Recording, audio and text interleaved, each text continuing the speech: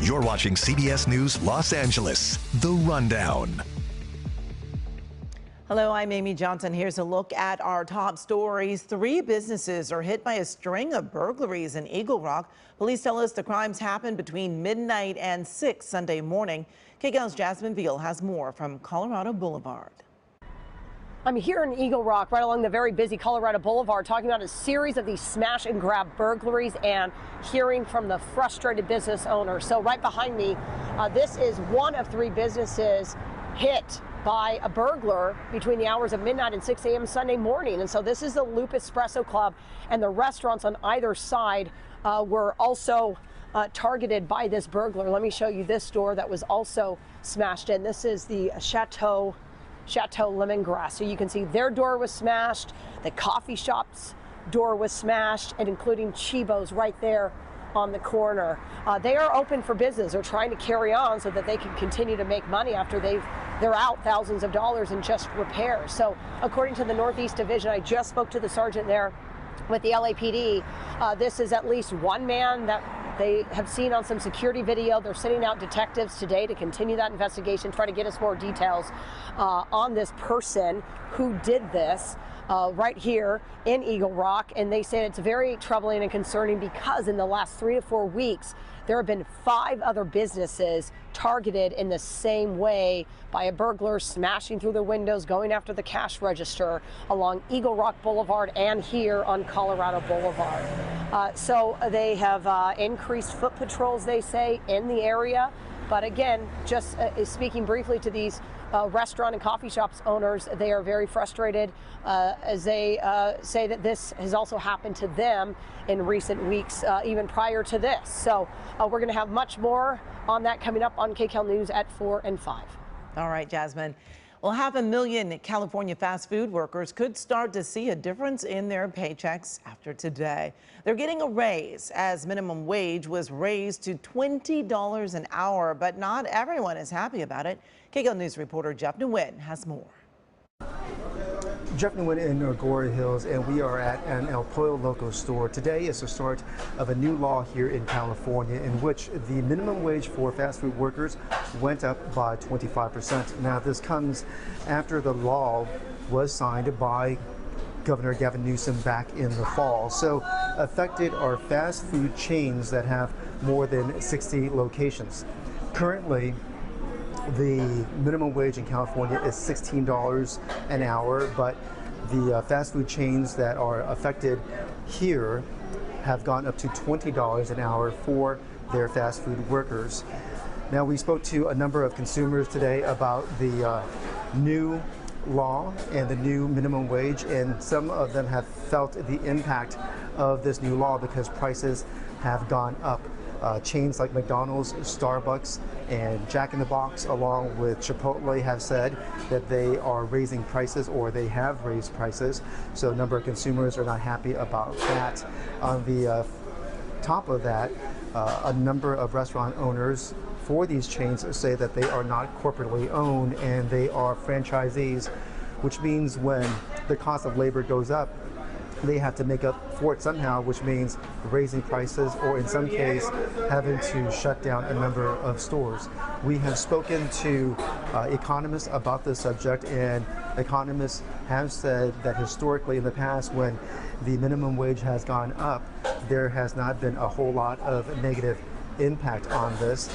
On top of that, we have also spoken to fast food workers about getting this 25% raise. So we will have all of this for you on KCAL News beginning at 4 p.m.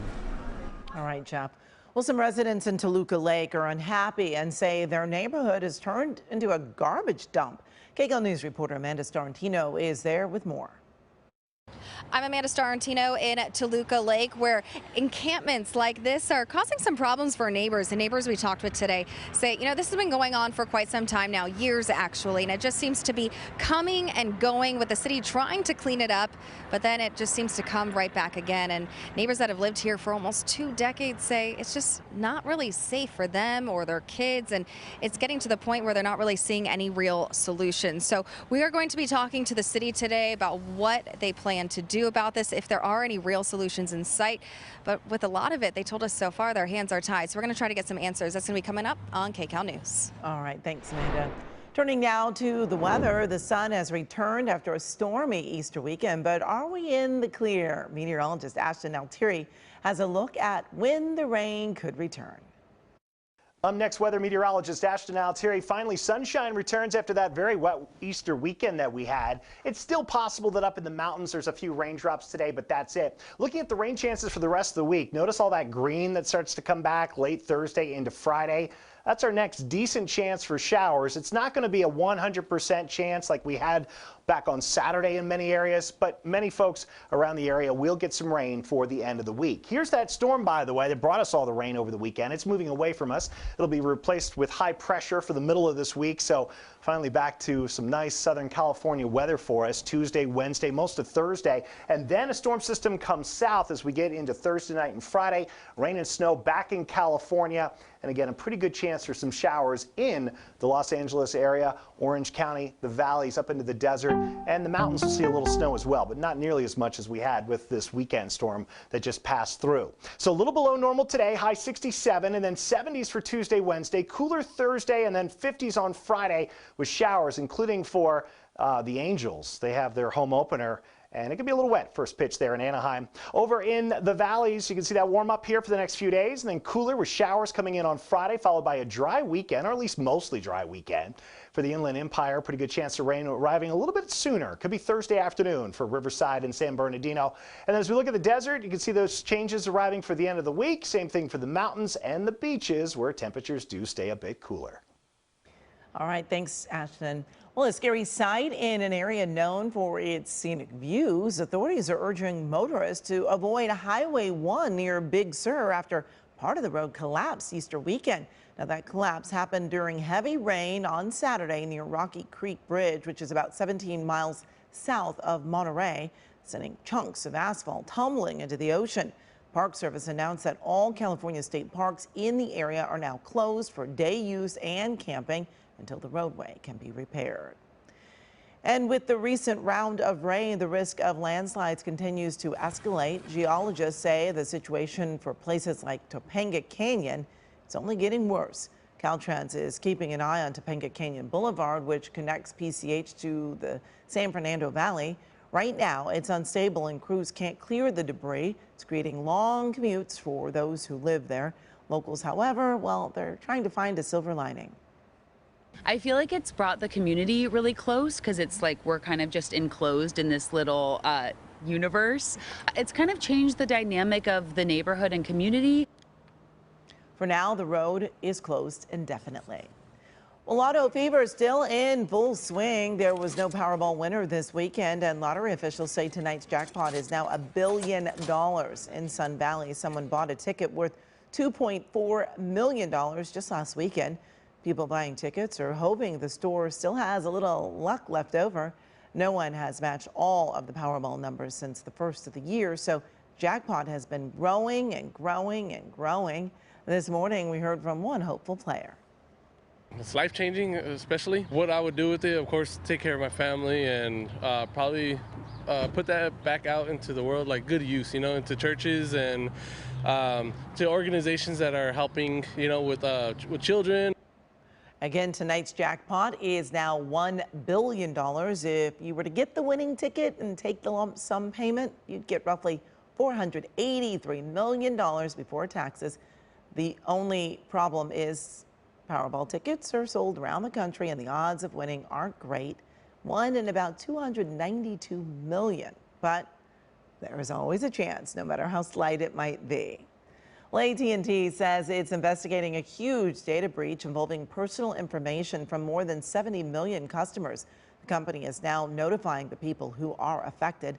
This is just the latest data breach involving a large company. So what can customers really do to protect themselves? Joining us now is Patrick Carr, CEO of SlashNet, a computer and network security company. Thanks so much for joining us, Patrick. Yeah, it's great to be here. So what can people do, or what can you actually tell us, I guess, first about the AT&T data breach? Yeah, I think unfortunately this is one of those classic data breaches where one of the ransomware people got access to the data and then forced this change across millions of AT&T subscribers, meaning they forced a password change across all their phones. And these breaches really seem to be happening more frequently. So why is it happening so often now? I think anytime there's money, there's bad guys that sit behind that money and try to get access, whether it be data, whether it be your financial information, whether honestly it be your personal information. You have bad actors that sit across the world, literally continually trying to attack those people. And what can customers actually do to protect themselves once they find out they've been caught up in a data breach? So I think number one, change your password. Number two, don't use the same password across your applications. Three, use what's called multi-factor authentication. I'm sure everyone's gotten that text message with a secondary PIN. Make sure you've enabled that across all your applications that you use. And then finally, be diligent. If it's too good to be true, it is too good to be true. Meaning don't share your personal information. Don't answer that unwanted text message, which is called smishing. Don't click on that link. And if you are going to transfer money, make sure you've called that person to transfer that money. All right, Patrick Carr, thanks so much for joining us. We appreciate your time. Thank you. And this has been CBS News Los Angeles, The Rundown. Thanks so much for joining us. We'll be back live at 4 o'clock right here on CBS News Los Angeles.